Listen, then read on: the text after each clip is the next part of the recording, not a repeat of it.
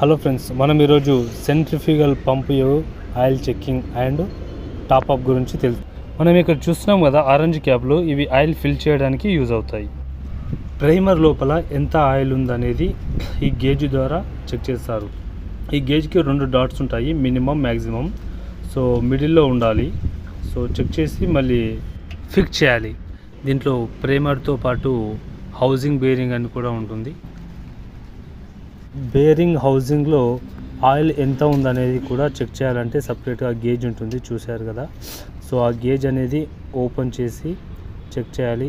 దానికి కూడా minimum maximum అని డాట్స్ ఉంటాయి. ఆ డాట్స్ని బట్టి ఆయిల్ ఎంత ఉందనేది చెక్ చేసుకోవాలి. అయితే మేము చెక్ చేస్తే చాలా తక్కువగా అనిపించింది.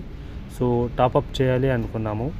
ప్రైమర్లో కానీ బేరింగ్ హౌసింగ్లో కానీ రెండిట్లో చూసాము, చాలా తక్కువగా ఉంది.